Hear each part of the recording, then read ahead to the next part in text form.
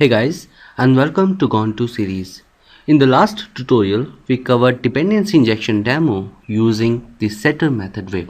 So overall, we covered how to inject a user-defined object into another object using a constructor or a setter method way with Spring's dependency injection. Now in this tutorial, we're gonna see how to provide value of a Java collection used in a Java class from the Spring's configuration file, or in other words, how Spring Framework initialize a Java collection used in a Java class with the values you provide in the Spring's configuration file.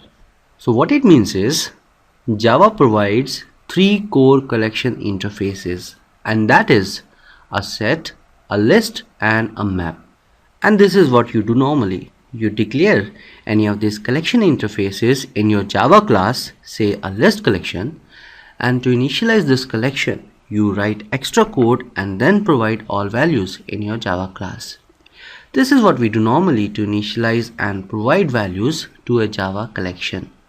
Now when you use Spring Framework, you have an option to do it in a little different way. So what you do is, in your Java class you just declare a Java collection along with its setter method and simply provide all values of this collection in the Spring's configuration file.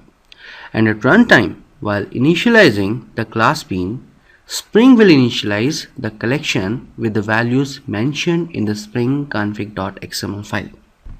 Alright, you will understand more with this demo, which just displays all waiters' name who are working in the restaurant on the console.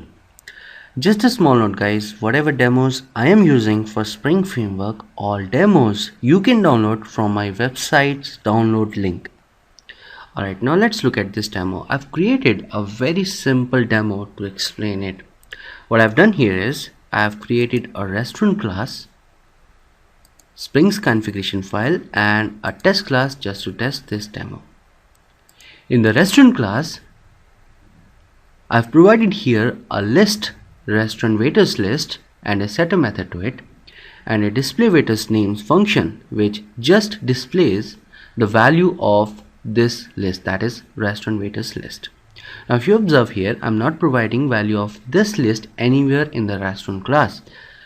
Instead what I want is, in the Spring's configuration file I have put an entry of a restaurant bean which would initialize the restaurant class. And what I've done here is I have provided here the property tag and its name is restaurant waiters list. It's exactly same as we have the list property here, that is restaurant waiters list. And I've provided here the value of this list using this syntax, list value, and all these values I've provided here. Now at runtime in our test class, when we request Spring to get us a restaurant bean, it will simply check if there is any property with the name restaurant waiters list present in the restaurant class, and if it is present, then using its setter method it would provide the value of the list property in the restaurant class. Now in the test class we are simply requesting Spring to get us a restaurant bean, and then we are calling its display waiters name, which would display the value of restaurant waiters list which we have provided here using this syntax. Now let's run and check this. And this Java application. Cool. Spring Framework just displayed all values of the list collection which is coming from the Spring's configuration file. Here I just showed the demo for the list collection. In the similar ways, you may provide other Java collections, that is a set and a map, in the restaurant class and provide their values from the Spring's configuration file like we did in case of a list collection. In the next tutorial we will cover a very important concept in Spring Framework, and that is a bean scope. Guys, thanks for liking our tutorials and providing feedback to us through emails and comments. Believe me, your comments and feedback is really valuable to us.